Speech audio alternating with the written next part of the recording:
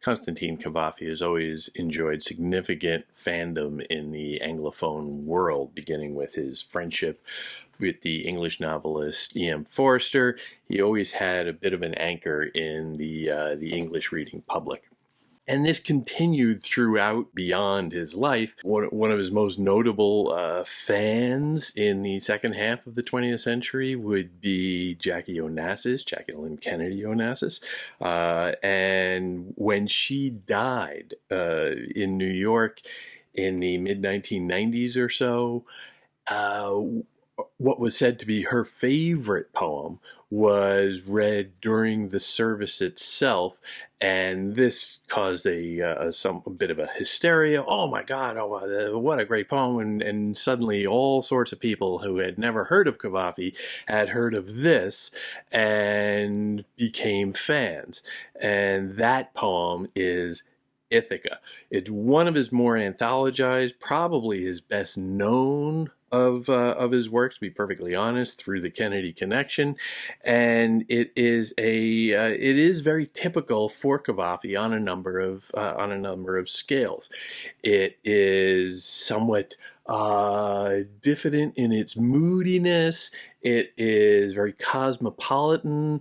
It feels, and you get a real sense of the heft of history and heritage bearing down on the modern experience. And it is, among other things, just an exceptionally beautiful poem that gives hints of a kind of underlying wisdom that at the same time is very elusive and inconclusive and leaving you feeling uncertain, which is, of course, the modus operandi of modernism generally. But if you know Cavafy, if you're going to say that, yeah, I've read some Cavafy, this is the one that you've really got to read because it's the one that is most widely known. Ithaka.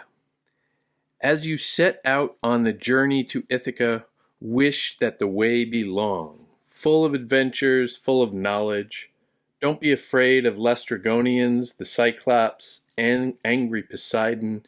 You'll never find them on your way if your thoughts stay exalted, if a rare emotion touches your spirit and body. You won't meet the Laestrygonians and the Cyclops and wild Poseidon if you don't bear them along in your soul, if your soul doesn't raise them before you. Wish that the way be long. May there be many summer mornings when with such pleasure, such joy, you enter port seen for the first time. May you stop in Phoenician emporia to buy fine merchandise, mother of pearl and coral, amber and ebony, and every kind of sensual perfume. Buy abundant sensual perfumes, as many as you can. Travel to many Egyptian cities to learn and learn from their scholars. Always keep Ithaca in your mind. Arriving there is your destination, but don't hurry the journey at all. Better if it lasts many years, and you moor on the island when you are old, rich with all you have gained along the way, not expecting Ithaca to make you rich. Ithaca gave you the beautiful journey. Without her, you would not have set out on your way. She has no more to give you. And if you find her poor, Ithaca did not betray you. With all your wisdom, all your experience, you understand by now what Ithacas mean. Now, obviously, he is trading on the well-heeled trope of Odysseus and his journeys. Of course, from the Homeric poem, Odysseus is wandering to try and get home to his island of Ithaca. And so that's what the poem is. And of course, Cavafy, a nominal Greek, has this bearing down on him as a sense of heritage. And he is taking that essential, that character of Ithaca as the homeland, to which you have to return, the homecoming, the nostos, that is the driving force of the Homeric poem.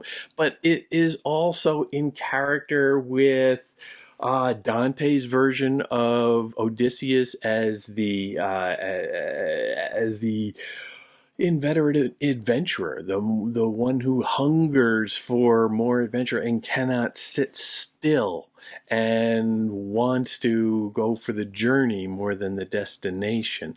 And also arguably for Tennyson's Ulysses, where the character and the hunger and the striving is more important than what you're actually going to end up with, because of course this poem is all about not reaching Ithaca, about enjoying life as much as you can along the way, about feeling life along the way. Ithaca in this poem is a deferred joy. It's a thing that you should pursue without actually achieving. It is an ideal.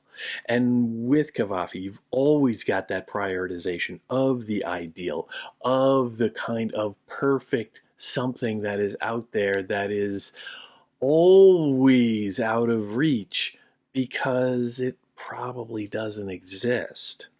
May the way be long. You wish that the way be long. That sense that you don't want to achieve that, because that is death. That is the end. That is, even if it is the ideal, it is going to be somehow, and this is very Cavafy, disappointing. And so you pursue it, but you take your time.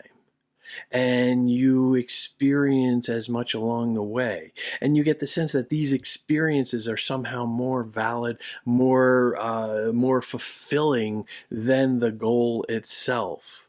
The sensuousness of that middle passage about stopping in the Egyptian cities with the smell of the marketplace and the fine merchandise that you can see there, and this sensory experience of being in this world, not in an ideal world, is overwhelming. And it certainly overwhelms the silliness of the goal itself, Ithaca.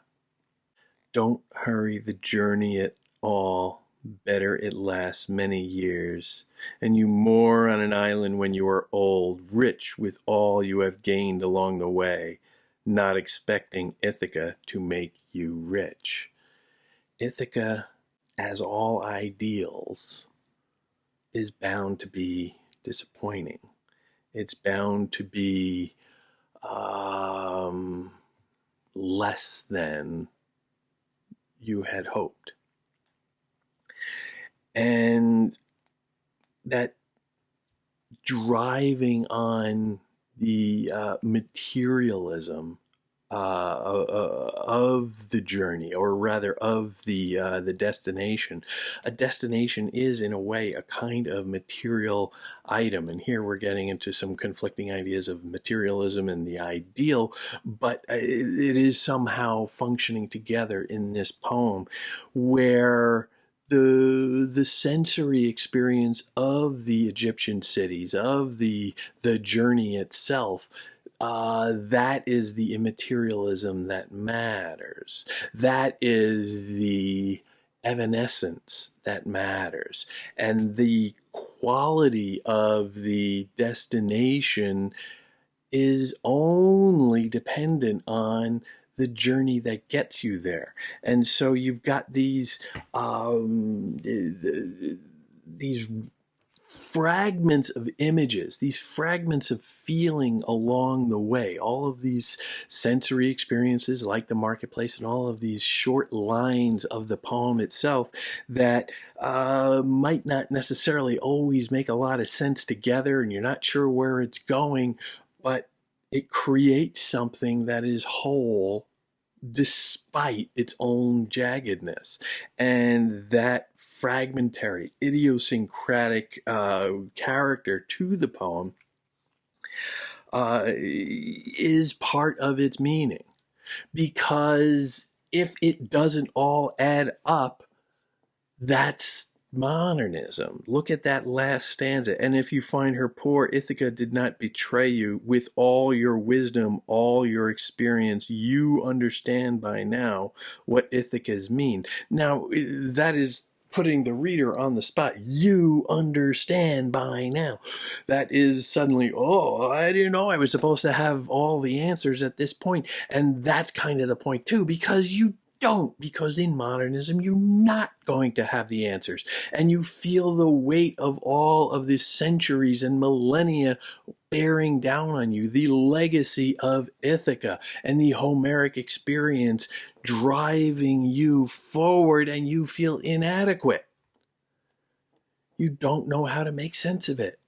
You're sifting through the fragments, sifting through the rubble. These images are very, very prominent in modernism, sifting through them to try and piece together some totality. But it is never really accessible. The ideal of a totality is something to pursue, to drive you, to piece together the imagery of the art, of the poems, and of your idea of existence itself. But there is no answer ultimately. And that sense of incompletion makes this a iconically Cavafy poem and a specifically iconic modernist poem.